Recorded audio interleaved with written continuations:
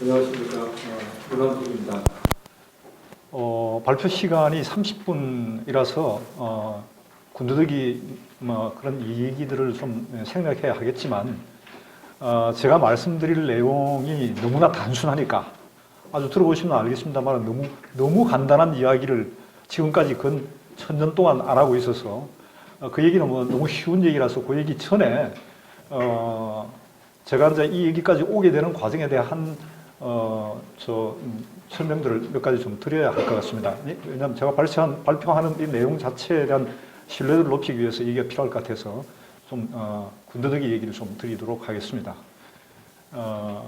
저는 이제 현재 복길이 교수가 소개한 대로 인하대학교 고조선 연구소의 조선사 지금 이 번역하고 정밀하게 해제하는 작업을 하고 있는데 그 중에서도 고려사 쪽을 담당을 해서 지난 2년 반 동안 올해 이제 중반기까지 가면 2년 반 동안 이 일을 하게 됩니다.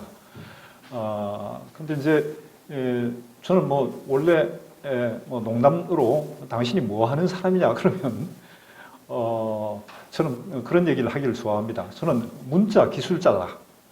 그러니까 글을 파먹고 사는 벌레 같은 사람인 거죠. 다른 어떤 이데올로기 이런 부분에 별로 신경들 쓰지 않고 그냥 글 써가지고 제가 한문 공부하고 옛날 일본어 공부하고 했던 그 영어 공부하고 했던 이런 거 가지고 글 써가지고 그냥 사료 그대로 읽어내는 저는 그걸 자랑스럽게 생각하고 어디 가서나 항상 문자 기술자라는 얘기를 제 직업을 그렇게 얘기를 합니다. 심지어는 우리 이 복길의 교수한테 제가 죽으면 무슨 묘비를 세울 일도 없겠습니다만은 묘비를 세우면 그 자리에 직함을 문자 기술자로 붙여달라고 그렇게 부탁을 해놨습니다. 그렇게 해주기로 했습니다. 해주실 거죠? 오늘 이제 저는 평생을 거리에서 떠돌던 사람인데 이런 국회에 와서 이런 발표를 하게 될 줄을 몰랐습니다. 대단히 어리둥절하고요.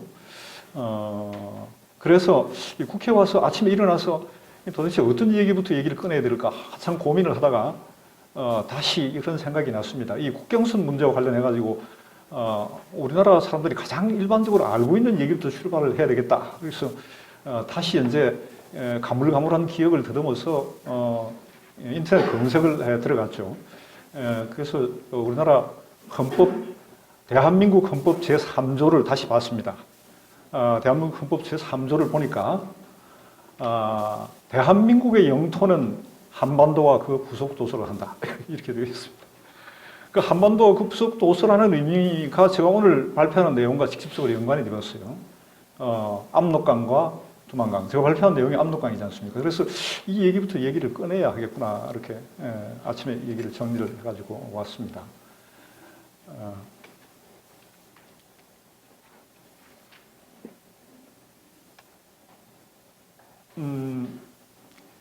그러면 이제 이 대한민국의 영토 한반도라고 하는 서북 국경의 압록강이라고 얘기되는 이 얘기하고 그럼 고려에서 얘기하고 있는 압록강 얘기하고 무슨 상관이 있느냐? 얘기를 이제 그렇게 이어나가야 되겠죠.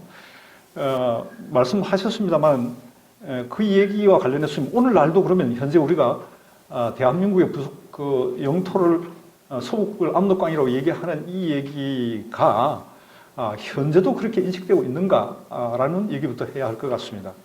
그래서 참고문헌을 3가지를 들겠습니다. 첫 번째는 우리나라 웬만한 연구자들이 다 망라되어 있는 가장 최근의 연구 성과를 모아놓은 책 국사편찬위원회 신편한국사입니다. 국사편찬위원회 신편한국사는 일반인들은 익숙할지는 모르겠습니다만 들어가면 누구나 다 보실 수가 있습니다. 전문 연구자라면 그 부분을 보지 않으면 안 되는 부분인데 국사편찬위원회 신편 한국사를 보아도 적극적으로 우리나라 이 고려의 서북 국경을 압록강이다라고 이렇게 강조해서 얘기하지는 않지만 예전에 일제가 정리해 놓았던 그 시기 압록강으로 우겨 놓았던 소위 반도상한에 근거해서 그렇게 얘기해 놓았던 그 얘기를 전혀 그게 이의를 다루고 있지 않습니다. 지금도 읽어보시면 현재도 그런 상황입니다. 대한민국의 국사편찬위원회에서 모든 이런 고려사를 연구하는 모든 사람들의 최근 모든 연구 성과를 모아놓은 이 책에서도 지금 현재까지 아직까지 대한민국의 영토는 서북 국경은 압록강입니다. 현재 압록강입니다. 그 다음 두 번째로, 이런 역사 왜곡 문제를 국회 차원에서 문제를 해결하기 위해서 위원회를 만들고, 그리고 그걸 해결하기 위해서 만들어진 국가기관이 있습니다. 동북아 역사재단입니다. 동북아 역사재단에서 발간한 이 고려사와 관련해서는 고려시대 대외관계사 종합연표라는 책을 냈습니다. 이 책은 장동희 교수가 냈는데, 제목은 동북아 역사재단 이름으로 냈으니까 국가의 공식적인 어떤 입장이라고 봐야 되겠죠.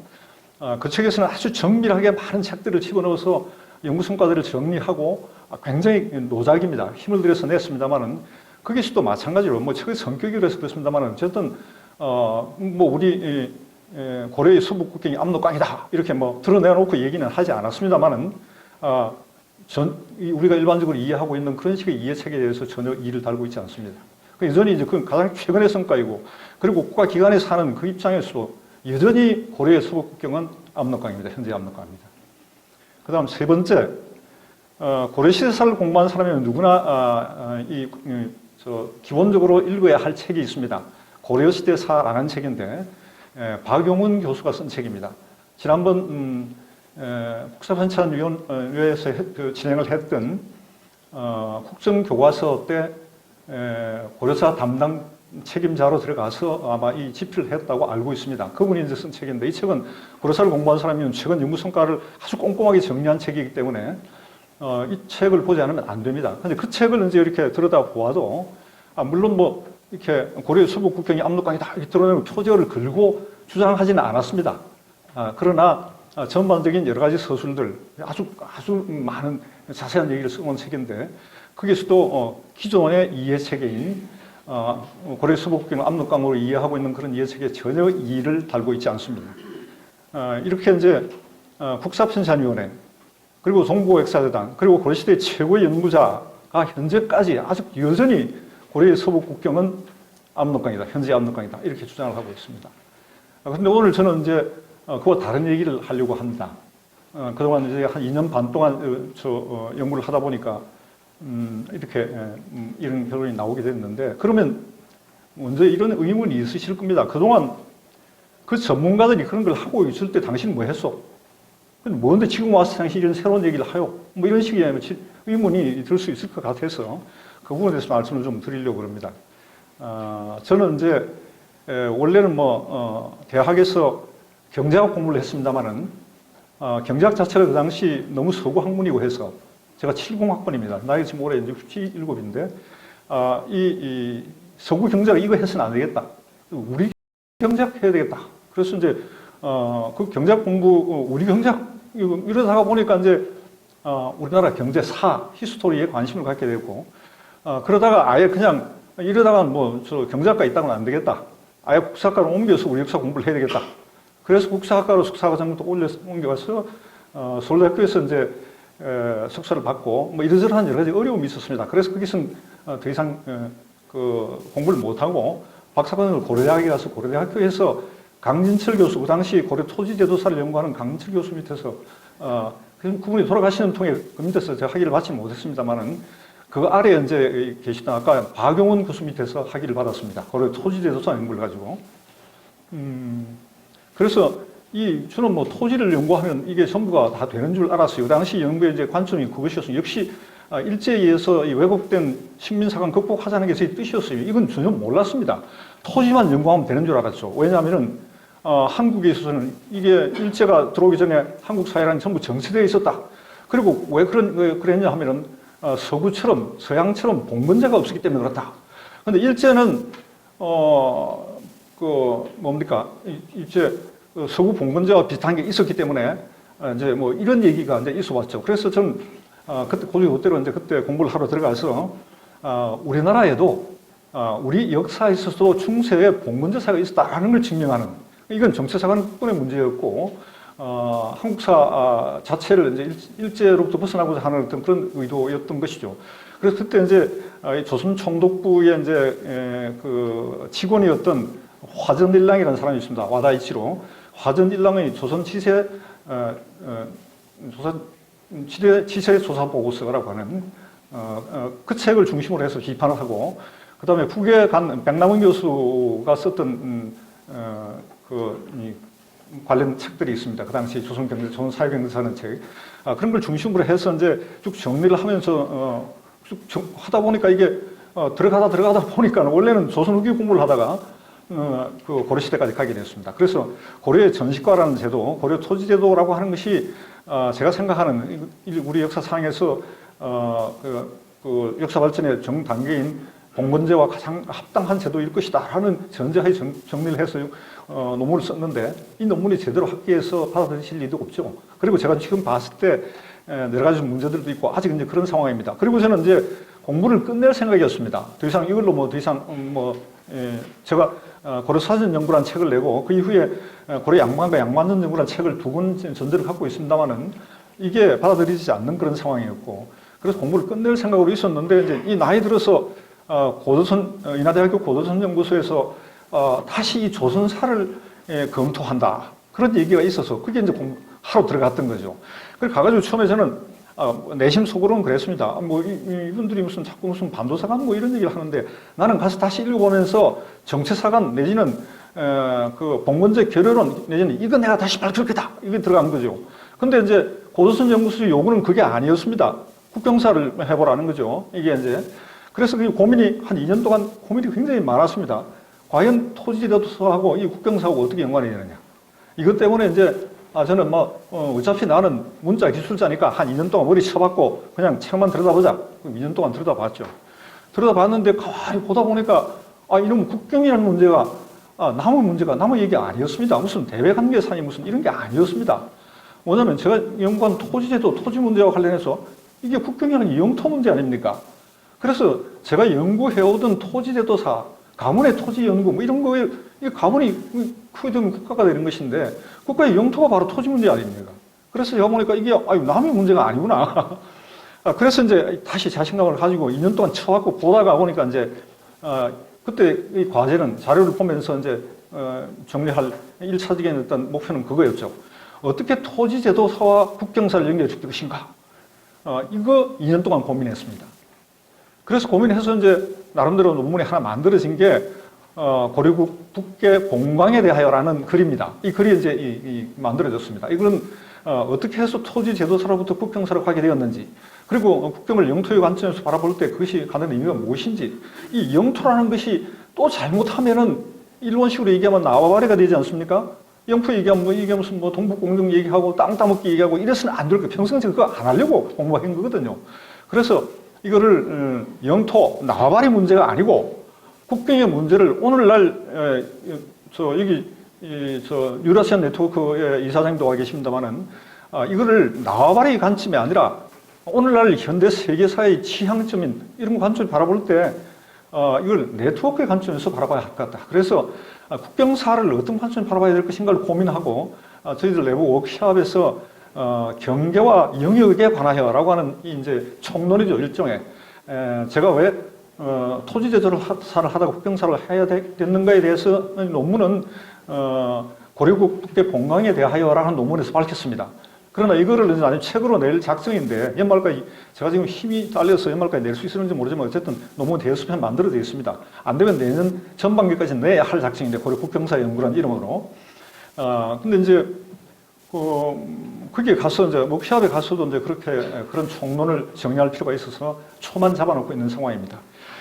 그래서 이 이제 아까 말씀드린 고려국 국계 본강에 대하여라는 글을 가지고 내부에서 발표하고 글을 만들고 지금 그게 작년 연말 이제 발간이 됐어야 하는데 좀 출판사 사정으로 아직까지 곧 이제 발간이 될 예정으로 있습니다. 이걸 가지고 과연 이게 내 얘기가 옳은 거 아닌가? 의문이 들었습니다. 그래서 이거를 이 문제와 관련해서 책임을 지고 있는 동북역사재단에 가서 한번 토론을 한번 붙어봐야 되겠다. 그래가지고 동북역사재단에 있는 제 후배한테 특별히 부탁을 해서 워크숍을 그때 간담회를 갔습니다. 그래서 그게 이제 그 당시 자칭 최고의 전문가라고 하는 그 당시 저는 2년 반 연구했습니다. 국경을. 근데 평생 그 연구했다고 하는 연수대학교에 누가 와서 같이 토론을 했는데 도저히 씨알이 먹히지 않아요. 더 얘기를 하는데도 얘기 자체가 먹히지 않습니다. 그래서 이제 그 수준 발표는 했습니다만은 그러고 났습니다. 이거 이래가지고는 도저히 안 되겠구나. 그래서 이제 고려사 전문 연구자인 전국 연구단체가 있습니다. 한국중세사연구회라는데요. 한국중세연구회라는 데를 작년에 급히 수배를 해서 내가 발표하겠다. 그래가지고 이제 부탁을 해가지고 작년 12월에 대전에 가가지고 고려 보주의 위치에 대하여 이 보주가 문제가 되는 거거든요. 보주를 위주로 하니까 자꾸 압록강 안쪽이 되는데 보주는 요하에 있는 건데 이거를 자꾸 압록강으로 땡겨 놓으니까 이게 이렇게 된 겁니다. 그래서 그 제목을 가지고 고려 보주의 위치에 대하여를 발표했습니다. 근데 거기 가서 발표했는데 약정 토론했다고 한 사람조차도 제대로 읽지 않고 왜 그렇게 논문을 길게 써왔느냐 뭐 이런 얘기를 왜 취업하는 이런 얘기일 뿐 거기 온 사람도 조직에서조차도 전문 연구를 하는 고려사의 천국 연구자들, 전문 연구자들 있는 자리에 가서 얘기하는데도 심지어는 약정 토론자조차도 그렇게 무책임하게 얘기하고 안에 그렇게 물었습니다. 반응을. 그 중에는 이제 저 부산대학교 총장을 하는 고려사 담당 온 사람이 있었는데 그래서 제가 하도 이제 답답해서 쉬는 시간에 가서 물었습니다. 내 얘기가 이게 맞는 얘기냐, 좀 먹혀 들어가냐 그랬더니 괜찮은데요, 얘기가 되는데요 이렇게 얘기를 들 정도. 지금 학계의 상황이 그렇습니다. 가서 얘기를 해도 도대체 이런 상황입니다. 그래서 그거는 초를 해놓고 아직까지 이 친구들이 작년 12월에 발표했으면 서둘러서 빨리 논문을 정리를 해가지고 책으로 내자고 얘기해야 할 텐데 그게 아직까지 없습니다. 그래서 뭐 어떻게 될지 모르지만 그런 상태로 좀 묵혀놓고 있고요. 그리고 이제 가장 중요한 문제는 제가 이 가장 민감한 문제입니다. 평양 문제, 서경 문제. 이 서경 문제에 대해서 우리 고전선 연구소 내부에서 발표를 하였습니다. 고려 초기 서경에 대하여 이 서경이 지금 이제 평양 아닙니다. 고려도 마찬가지입니다. 고려 서경이 요양입니다. 초기에 918년부터 요양이었던 것이 80년 후인 998년에 다시 그런 이유로 평양으로 왔다. 현재 평양으로 왔다. 이런 얘기를 이제 정리를 해놓았습니다. 그것도 지금 이제 논문을 다듬어서 이제 논문으로 만들어야 될 상황이 있고요. 그리고 또 하나 고려 후기에 이제 그 평양과 관련해서는 동령부가 있습니다. 오른쪽에 쌍성 총광부가 있으면 왼쪽에는 동령부가 있죠. 이 동령부가 또 현재 대한민국 평양이라고 하거든요. 요 안에. 그런데 그거 아닙니다. 그것도 구기수부터 시작해서 요양까지죠. 이거에 대해서 지금 논문만 정리해놓고 지금 자료만 정리해놓고 아직 논문은 만들고 있지 못합니다. 이렇게 해서 논문 대여편하고 아까 이제 그 총론학을 맞춰서 올해 연말에 고려 국경사연구라는 책을 지금 내려고 하고 있고 그리고 이제 이 글을 지금 초하게 된 것은 올 연초였는데요. 연초에 이제 저 정말 복귀수한테 대단히 신세를 많이 집니다. 처음에 연구하는 그때 순간부터 시작해서 만주를 그 이전에 3번을 다녀왔고 올 연초에 이제 드디어 압록강 요하 쪽만 집중적으로 답사를 하는데 올 연초였습니다. 올 연초에 4번째 이제 만주 답사를 간 거죠.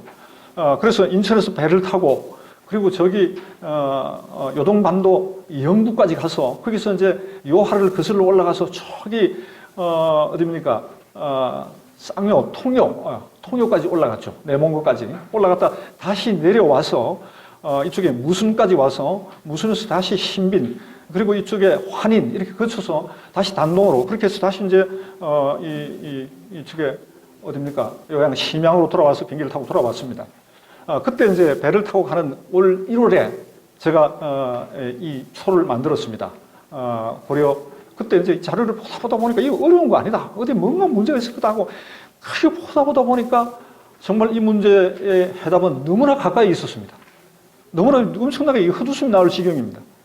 그리고 다른 게 아니라 자료를 보니까 우리는 그동안 고려사만 봤거든요. 고려사만 보니까 전부 압록강은 가운데 압록이라고 하는데 가운데 녹자를 실사로 쓴 풀 녹자입니다. 그래서 제가 앞으로 얘기할 때 이게 뒤에 써놓은 게 압록이 그겁니다. 압록과 압록이 헷갈리니까 앞에 얘기한 압록은 삼수로 써놓은 이 압록은 제가 맑은 압록강 앞으로 얘기를 하면서 그렇게 부르겠습니다. 그리고 뒤에 이제 푸른 녹자로 써놓은 이건 푸른 압록강 이렇게 부르겠습니다. 고려사 기록은 전부 푸른 압록강으로 써놨거든요. 근데 지금까지 고려사 연구자들이 고려사만 보다 보니까 이게 자꾸 전부 푸른 압록강이 구분이 안 됐죠. 근데 고려사는 아시다시피 조선 왕조에 들어와서 14세기, 15세기 중반에 만들어진 책입니다. 조선의 성리학자들이 만든 책입니다. 그리고 그들은 어떤 사람들이냐면 이성계의 위화독 회군에 의해서 명나라 눈치를 보던 사람들이 그 밑에 바탕에 있던 이데올로그들입니다. 원나라에 유학했고 그리고 또 명나라의 눈치를 보고 있던 이 사대주의자들이죠. 이 사람들이 앉아가지고 그 당시 그들이 이제 고려 역사를 저는 의도적으로 실사 삼수 있는 걸 전부 실사로 바꿨다고 생각합니다. 근데 이게 이제 그래서 왜 그런 얘기를 할 수 있겠냐 하니까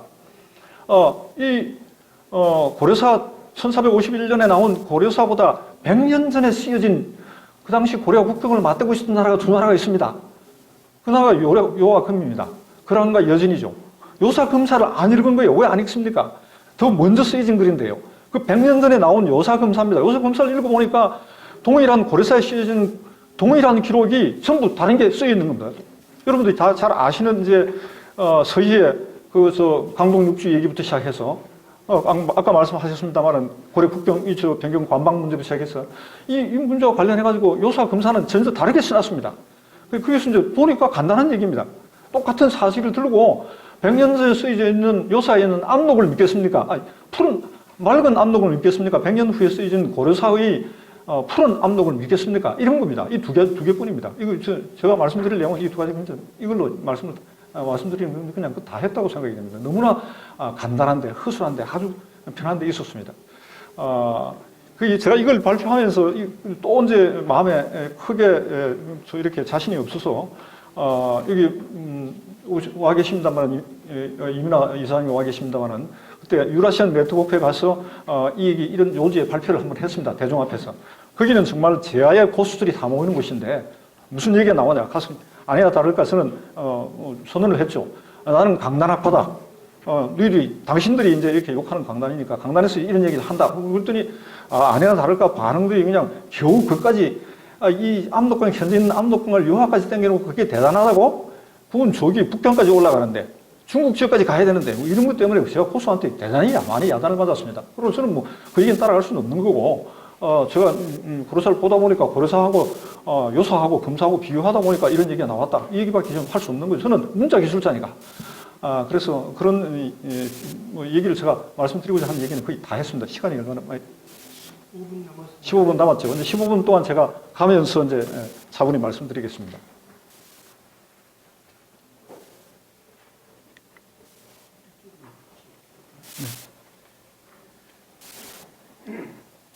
네, 쪽으로 해주시죠. 네.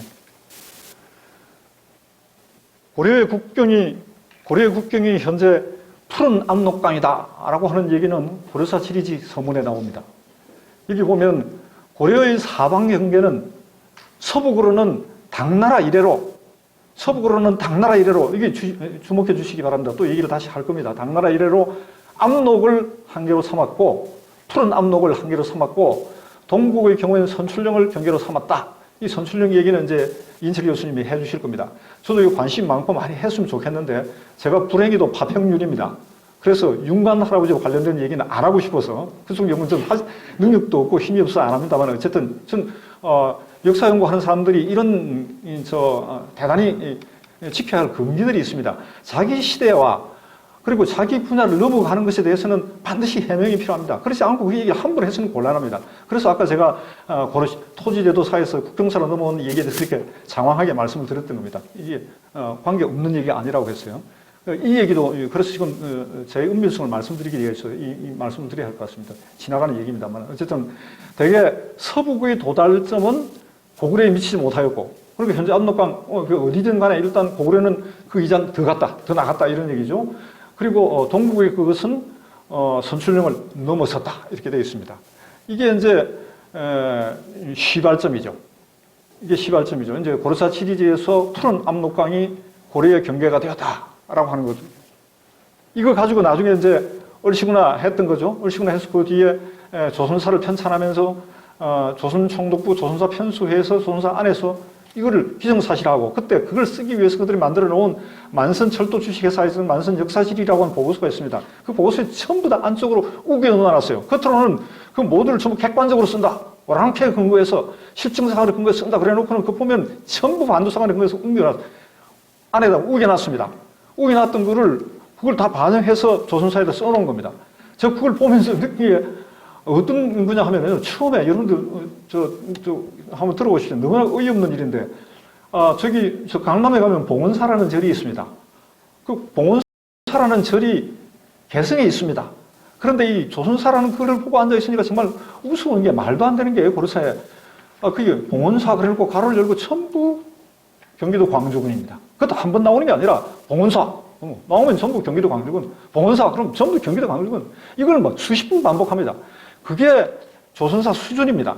그런데 그렇게 흡수하냐 하면 아닙니다. 1980년대까지만 해도 우리 역사학계에서 가장 고증을 철저하게 하는 사람들조차도 이 책을 참고하고 있었습니다. 책 밑에 넣어놓고. 그래서 보니까 왜 그런가 해서 보니까 중요한 지점에서는 고려사만 인용한 게 아니고요.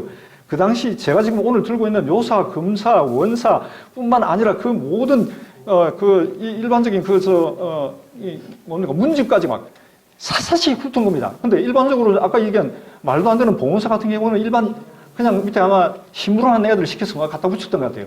근데 그 부분은 그 전문가들이 제가 대륙 침략을 위해서 만들었던 그 전문가들이 정리해놓은 아주 정밀한 고증을 바탕으로 해서 얘기를 해놨습니다. 예컨대 서경과 관련 같은 경우에는 뭐냐면 이런 거 빼버렸습니다. 서경이 평양 웅도이며 요성이다. 이런 기록은 조선사에 그만 딱 빼버렸거든요. 그리고 그 뒤에 이제 지금 제가 얘기했지만 1219년에 이제 여몽연합군이죠. 고려와 몽고의 연합군이 그러한 유종들을 최종적으로 요동 강동성에서 그냥 함사라고 하는 그 장을 자살시키면서 끝내는데 그 기록은 보면은 굉장히 정밀하게 연구를 해놨고 아까 얘기한 만선 역사지리에 있는 그런 사료들을 전부 바탕으로 해서 그걸 어떻게 그 강동성을 오늘날 아래 압록강 안으로 집어넣으려고 애썼는지 명확하게 보이는 자료들이죠. 강동성이 사실 말이나 됩니까? 강동이라뇨. 압록강이 강동이라면 압록강 강남이죠. 위치로 봤어도 그게 강동일 수가 없는 거죠. 요하가 있으니까 강동이 되는 건데 나중에 그런 얘기를 하겠습니다만은 어쨌든 어떤 부분은 조선사라는 책이 어떤 데는 그냥 아주 허술하게 해놨고 어떤 데는 그런 집중적인 부분, 소위 반도성과 관련되는 부분은 정밀하게 고정을 해서 우겨 넣어놨습니다. 그런 부분들 왜 비판을 안 하는지 해방 이후 따지면 지금까지 70년이고요. 그리고 이 사단이 발생한 게 1117년인데 그게 이제 거란에서 요로 그러니까 거란에서 여진으로 그러니까 요에서 금으로 넘어오던 그 시점에 이제 그런 보주가 이제 이 고려 땅으로 넘어오면서 문제가 발단하기 시작하는데 제가 볼 때는 그때로부터 따지면 올해로 꼭 900년이 됩니다. 900년이 되는 이 시점까지 현재 이 부분이 저희 묻혀왔던 거죠. 이게 그래서 그 얘기에 이제 시발점이 됐던 게 고려사 지리지 서문입니다. 이거 계속 이렇게 이걸 누르면 되죠. 여기는 지금 이제 고려사 지리지의 북계 이 압록강, 푸른 압록강과 관련해서 바로 이어서 이제 논의가 되는 것은 의주라는 지명입니다. 여러분 지금 신의주, 의주라고 하는 지명이죠. 이게 이제 문제가 되는 거죠. 이 푸른 압록강, 이게 보면은 압록강 동쪽에 원래는 보주를 설치했다. 근데 이 보주가 전개 예종 12년, 저게 1117년입니다. 예종 12년 1117년에 이 고려가 거란이 고려에다가 이걸 넘겨주니까 고려에서 받아가지고 이 보주를 의주방어사로 삼았다. 이 기록입니다. 이 의주방어사로 삼았다는 것을 어떻게 읽었냐면 보주가 의주로 되었다. 이렇게 읽은 거죠. 그러니까 보주가 의주로 둔갑해버린 겁니다.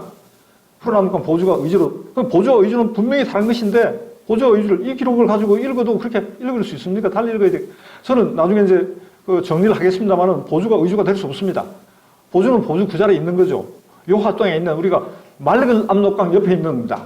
그리고 이제 이쪽 뒤에 있는 이 의주는 푸른 압록강 옆에 있는 거죠. 이게 다른. 근데 이걸 지금까지 어떻게 해석했냐면 얼추구나 보주는 의주다. 의주는 여기 현재 있는 푸른 압록강 안에 있으니까 우리 고려 국경은 다 한반도 부속도서인 압록강 쪽이다. 예. 시간 네. 조금만 더 네, 네. 이렇게 이제 얘기가 됐습니다. 그리고 이제 이 보주 혹은 푸른 압록강을 이제 달리 뭐라 그러냐면 마자수라고도 하고 그리고 청하라고 부른다. 이 빨간 걸 해놓은 지점에 대해서 관심을 보여주시기 바라고요. 주의해 주시기 바라고요. 그 다음에 이제 이 기록들을 보면은 이게 이제 유명한 기록입니다. 뭐 초등학교만 나오면 알 수 있는 기록. 서희 장군. 이 서희 장군이 이제 거란하고 거란 소선정하고 담판해서 이 땅 찾아낸 지역이죠. 여기 보면 고려사 기록으로는 푸른 압록강 부당사, 누군가 하공진을 푸른 압록강 부당사로 삼았다 이렇게 되어 있죠. 그리고 그 아래에 있는 이민년에 여기 보면 쭉 뭐가 나옵니다. 이 기록이 보면요, 저 위에서 보면 994년 그 당시 이제 서희와 관련되는 그런 지점이고, 그 아래는 또 1014년 기록이 나오죠. 그 다음에 1015년 기록이 나오죠. 1055년 기록, 저 밑에 쭉쭉 나오는데 이 기록들이 전부 다 1074년, 그리고 이 기록이 있는 1088년까지 거란과 고려가, 그러니까 어떤 때는 정자를 짓고, 어떤 때는 아치를 세우고, 어떤 때는 우체국을 세우고, 어떤 때는 거기 들어와서 그냥 성곽을 짓고, 어떤 때는 다리를 놓고, 이 전부 국경과 관련돼서 있었던 국경 분쟁을 쭉 정리해 놓은 대표적인 사례입니다. 그런데 여기다가 이제 이때는 위선군 남쪽에 맹명원을 설치한다, 뭐 이렇게 써놨거든요. 근데 이걸 보시면 이게 원문이 보면요, 다음에 이게 누가 쓴 거냐면 박일량이라는 사람, 아주 익숙하신 이름일 겁니다. 수의전이라는 책을 쓴 박일량이라는 사람이죠. 이 사람이 거란과의 국경 분쟁에서 모든 실무 담당을 했던 사람이죠. 글을 쓰고 전하고, 물론 직접 가져가지는 않았습니다만 브레인이죠, 일종의. 이런 이 박일량이 쓴 글, 동문선에 이 글이 나오는데, 이 동문선이라는 거는 물론 고려사보다 좀 늦게 나왔습니다만 민간의 자료들을 모아놨기 때문에 아까 고려사와 같은 그런 장난질을 안 쳤습니다. 있었던 기록들이 그대로 나오는 거죠. 이 민간의 이제 문집입니다. 문집에 이제 박일량의 문집을 보니까 아까 푸른 압록강이라고 해놨던 거를 원래 글씨는 이 하공진이 맑을 압록수입니다. 압록수라고 써놨어요. 이거를 실사로 바꿔놨습니다. 그리고 그 밑에 의성군이라고 아까 매매원 설치했던 게 의성군이라는 게 틀린 글입니다. 몰랐던 거죠. 완전히 무식했던 거죠. 백만들 도대체 뭘 했는지. 그래서 그거는 선의군입니다. 선의군으로 되어 있는 이 부분을 이제 바꿔야 되는 거죠.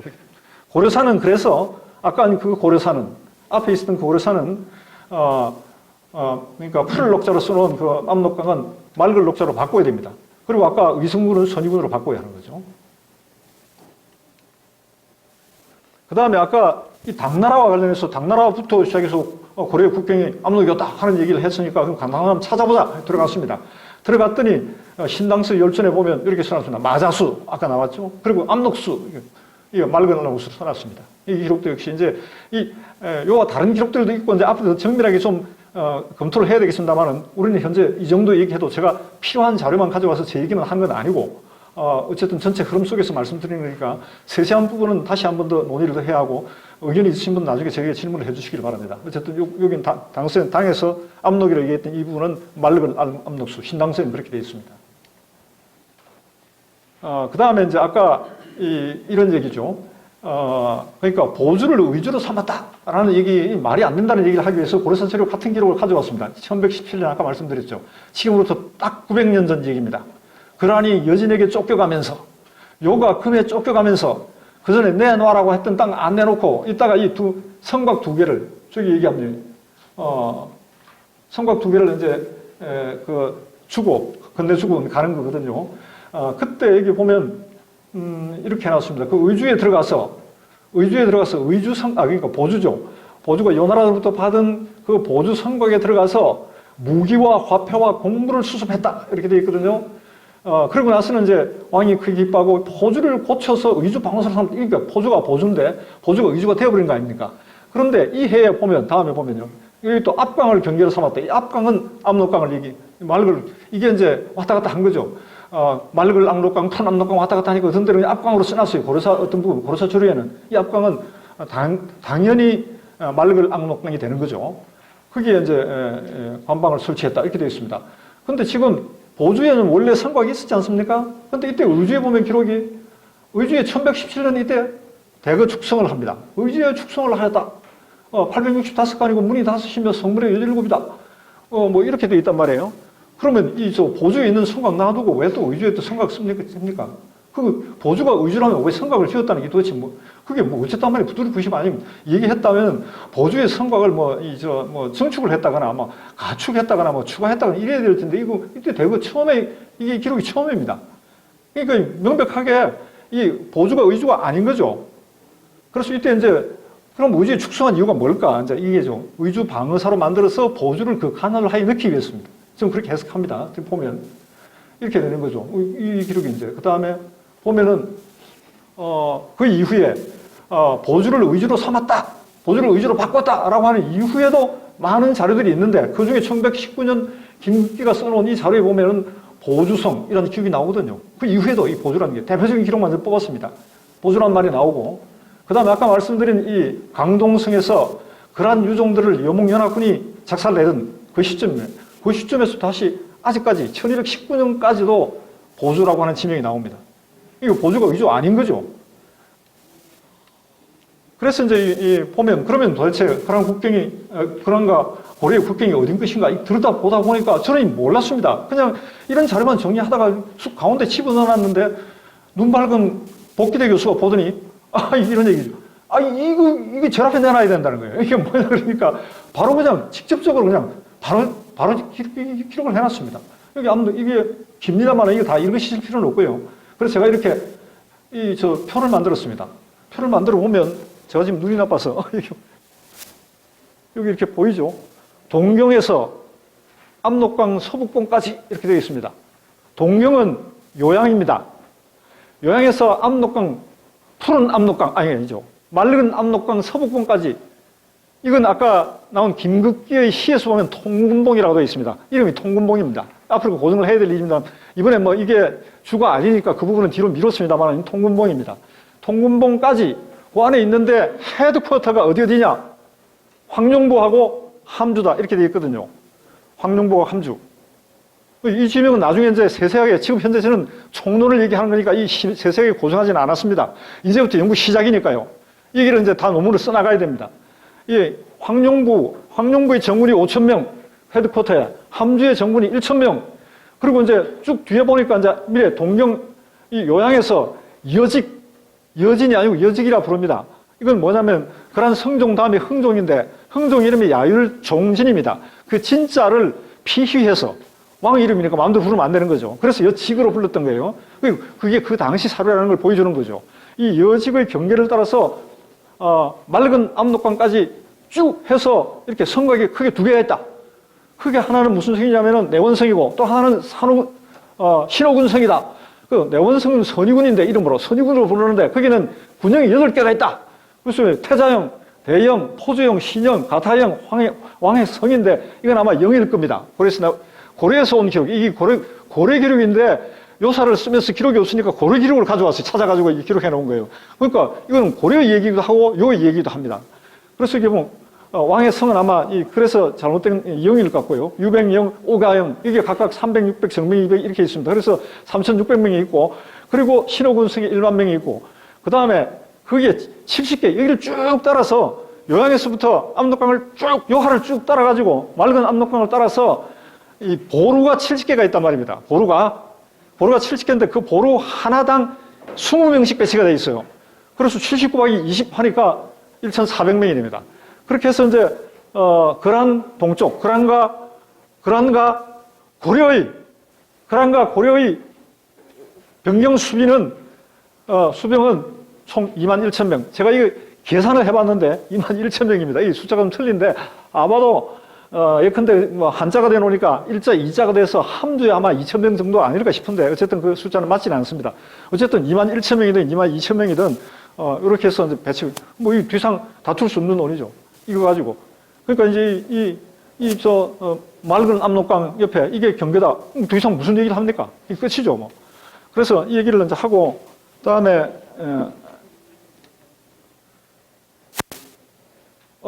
이게 이제 참 이상해요. 이 보주를, 거란에서는 고려가 설치했다 그러고, 고려는 거란이 설치했다 그러고, 그래서 아까 일본 애들이 만선 역사실이 그 보고서에 보면은 고려 자식들이 이거는 다른 건 다 고려가 나쁜 놈들이지만 이거는 거란이 틀렸을 거다. 그래서 고려사가 맞을 것이다. 그러니까 이거는 보주는 거란이 만들 거다. 그러니까 보주는 거란 거야. 뭐 이런 식으로 얘기해 놨는데 그런 요사에 이렇게 얘기해 놨습니다. 요사에서는 보주는 고려가 설치했다. 서로가 네가 설치했다. 이러고 앉았습니다. 이거 보시죠. 이렇게 되어 있죠. 그 다음에 그래서 이거를 이제 전부 정리하면 이렇게 됩니다. 맑은 압록강 병 보주는 고려가 설치해서 그러한 요와 국경으로 삼았고 현종 6년 1015년경 요에서 침범하여 선의군 절도에 소속시키고 있다가 예종 12년 1117년에 다시 고려에 귀속되면서 후방 방어 거점인 푸른 압록강 변 의주에 축성하여 의주 방어사 소속으로 개편한 거다. 이렇게 읽어야 된다. 맞단 말입니다. 그렇지 않습니까? 보주가 의주가 됐다는 얘기는 틀린 얘기 아니에요. 그래서 저는 이걸 이렇게 읽어야 된다고 생각합니다. 별 것도 없습니다. 다 자료 보면 간단한 얘기입니다. 이 얘기가 관련해가지고 전부 이제 다음에 이제 이 방에서 이거는 이제 그림으로 봤습니다. 이렇게 제가 우선 이렇게 현재 이기는 많은 토론이 있어야 되겠죠. 제가 이제 뭐 겨우 그동안 이 선조들이 무수히 봐왔습니다. 제가 이거 보라고 남겨준 선조들은 대단히 고맙습니다만 어쨌든 이거 앞으로 얘기를 더 해야 될 일입니다만 여기 저쪽 그 요하 쪽의 압록강은 국경선이고 이쪽 뒤에 현재 푸른 압록강은 후방 방어선이다. 저는 일단 이렇게 정리하고 얘기를 정리해봤습니다. 네. 네. 네. 그러겠습니다. 이제 바로바로 넘어가겠습니다. 여기 보면 이것만 제가 보여드리겠습니다. 여기 지금 고려사 자료에는 뭡니까? 서희 선생님 얘기를 하면서 압록강, 가운데 보십시오. 푸른 압록강 내외 이렇게 되어 있지 않습니까? 그때 얘기하면 만약 여진을 축출하게 해서 우리 옛 땅을 환속시키면 이렇게 되어 있습니다. 이 약속을 지키는 거죠. 그 다음에. 그래가지고 요사에서 보면은 그 땅을 줍니다. 그렇죠? 고려 치가 박양군을 파견하고 편을 받들어서 여직 압록강, 직자에 주목하시기 바랍니다. 그리고 압록강, 푸른 압록강 록자에 주목하시기 바라고요. 동쪽 수백 리 땅, 나중에 280리라고 나옵니다만은 이 땅을 요사에는 이렇게 기록하고 있습니다. 고려사는 어떻게 기록하고 있는 거 볼까요? 요사는 또 다른데 두 군데 나오죠. 열전에는 보면 여직국 압록강이라고 써놓고 있습니다.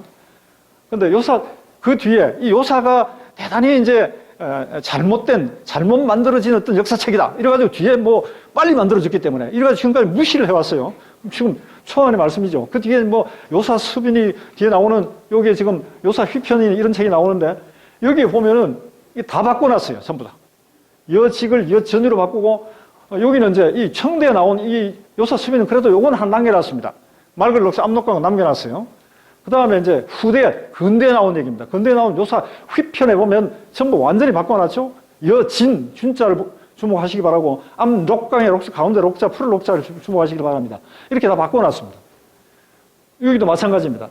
여기는 뭐 더 심합니다. 요사 휘편에 보면 조선과 분계선이 되고 봉황성이 어떻고 그 마자수라고 하는 지명도 엉터리로 마태수라고 해놓고 이렇게 완전히 그냥 지금 현재 푸른 압록강을 다 바꿔놨어요. 현재 기록들은. 그 다음에 이제 이걸 보면 요건 이제 광동 6주 서희가 이제 했다고 하는 광동 6주 현재 압록강 아래에 있다고 우겨박아 놓은 거 이거 보십시오. 이게 이제 처음에 그란 소선정이 압강 서쪽 마을에 계획하여 자기들이 5 성곽을 쌓을 거니까 아까 지금 본 겁니다. 그 압록강, 푸른 압록강, 맑은 압록강 자기들이 성 5개 지을게. 그러니까 너희들 와서 안복부에서 압록강까지 아까 280리에다가 너희 성 지어. 그리고 언제 지을 거냐? 그리고 몇 개 지을 거냐? 그거 알려줘. 이런 이제 얘기를 한 거죠. 그래서 여기도 보면 이 압강은 명백하게 맑은 압록강이죠. 그렇게 지금까지 상황으로 봤으면 그렇게 봐야 됩니다. 이걸 가지고 아직까지 푸른 압록강이 이렇게 우기는 사람이 있다면 말이 안 되죠. 이게 이제 이렇게. 그 다음에, 그래서 그건 이렇게 이제 책임자로 아까 압강도 구당사로 하공진을 파견했지 않습니까? 하공진은 아까, 우리가 수의진을 썼던, 누구죠? 그 양반 기록에 박일량 기록에서 보셨습니다만은, 이 하공진이 압록강 푸른 록자, 압록수 구동사로 되어 있지 않습니까? 이 녹자는 이 압강이라는 건 명백하게 고려사에서 그냥 압강이라고 써놨습니다. 근데 이건 명백하게 나옵니다. 아까 동문선에서 나온 맑은 압록강이죠. 그 다음에 고려사에서는 이거 보십시오. 다시다가 전부 다 막 쳐들어오는 기록 전부 다 이렇게 해놨습니다. 그 고랑군조 2차 진입하는 거죠. 침입해서 들어오는데 뭡니까? 푸른 압록강 써놨어요. 이거 가지고 전부 지금까지 다 붙여놓은 거죠. 현재 저기 의주 앞에 그 건너왔다. 전부 이렇게 이것만 보고 앉아있으면 전부 그렇게 될 수밖에 없어요. 고려사에 고쳐야 되는 거죠. 이거를 다 맑은 압록강으로 고쳐야 됩니다. 요사에 보면 이렇게 되어 있지 않습니까? 요사는 또 푸른 맑은 압록강을 써놨거든요. 고려사는 전부 실사로 다 바꿔놨어요. 그 다음에 중국에서 나온 책입니다. 중국 송나라예요. 송나라는 사실 자꾸 우리나라 그런 게 있습니다. 무슨 고대사, 중세사 우리 얘기하면은 중국이 대국이니까요. 우리 역사책보다 중국 책부터 먼저 봅니다, 전부. 당서 어쩌고 수서 어쩌고 이거만 가지고 그거하고 맞아서 안 맞으면 우리께 다 틀렸습니다. 근데 이건 한번 보십시오. 우리 압록강을 맞대고 있었던 것은 거란하고 요하고 한국 고려지 어떻게 송나라입니까? 근데 송나라에 쓴 기록을 왜 믿습니까? 그걸 가지고 우리 기록을 왜 틀렸다고 얘기합니까? 말이 안 되는 얘기 아닙니까? 근데 여기도 보면 전부 이 압록강 이렇게 써놨습니다. 이 압록강 뭐 여기 실사로 써놨으니까 푸른 압록 쓰는 이게 맞다. 이런 식으로 주장할 겁니까? 그 다음에 이제 여기 나오는, 이거 전부 나오는 여기 육주 있죠. 흥화, 통영, 철과 귀주, 육주는 전부 다 맑은 압록강 근처에 있는 지금 현재 그게 국경선에 있는 겁니다. 이거 강동 육주 다 옮겨야 됩니다. 6주인지 7주인지 8주인지 더 구체적으로 지금 앞으로 이제 시작이니까 해야 되겠습니다만은 명백하죠.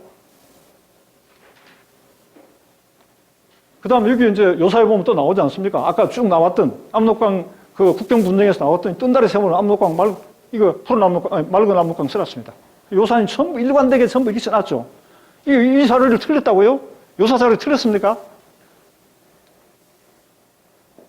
그 다음에 여기는 또 어김없이 또 고려사는 또 전부 실사로 다 써놨습니다. 푸른 압록 써놨습니다. 이따 고쳐야죠. 고려사 고쳐야죠. 수능틀이 아닙니까? 고려사가 언제 원본이 나온지 모르겠습니다만 어쨌든 이거는 지금 안 나오고 있으니까 나오면 틀림없이 아마 저 얘기가 맞을 겁니다. 이거 참 원래는 삼수로 되어 있었을 겁니다. 그 다음에 이제 그란동교 그 당시 대연님이 이제 반란을 하죠. 반란했을 사람이 동명에서 아까 요양에서 이제 도망쳐 들어옵니다. 고래로. 도망쳐 들어오는 사람 그 앞에 이게 그때 들어오니까 이 새끼들이 아니 죄송합니다. 저기 그런 애들이 제가 좀 흥분을 해서 거기서 이제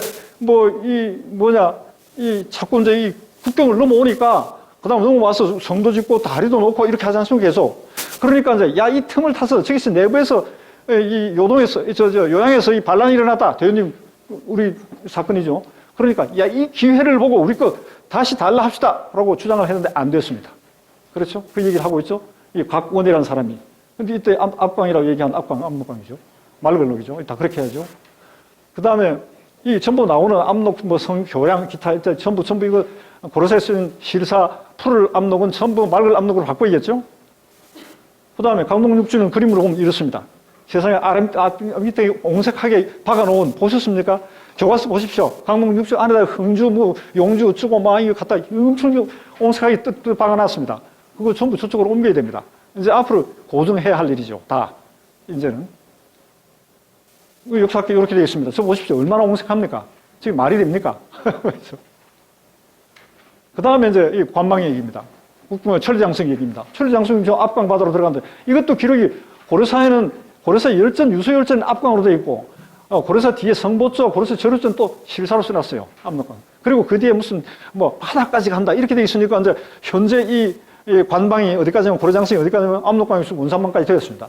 근데 이 기록은 아무리 봐도 우리는 이 기록이 더 정확한 기록이라고 봐야죠.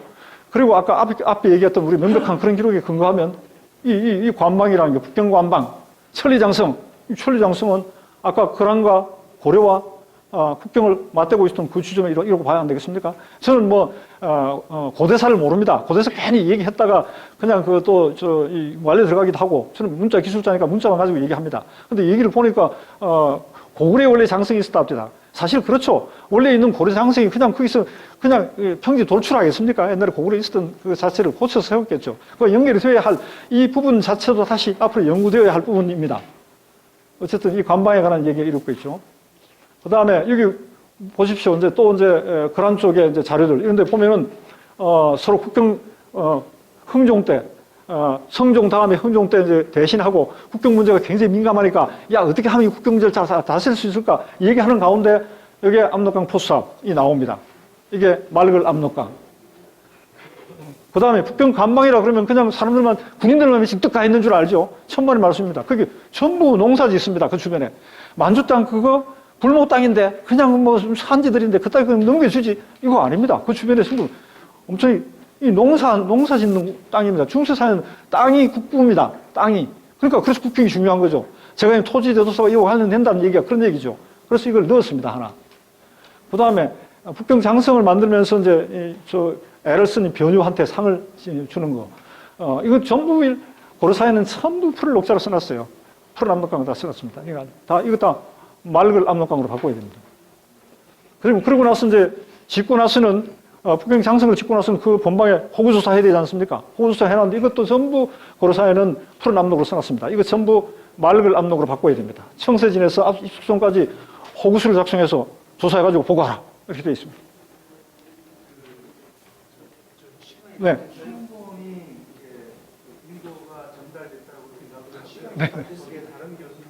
네네. 네네. 예, 빨리 넘기겠습니다. 그러면. 예. 네. 지났습니까? 네네. 죄송합니다. 예. 감사합니다. 그러면, 이렇게 해서, 네. 제가 충분히 정리를 흥분을 하다 보니까 이게 이렇게 됐습니다만은, 제 말씀 드려줘서 감사합니다.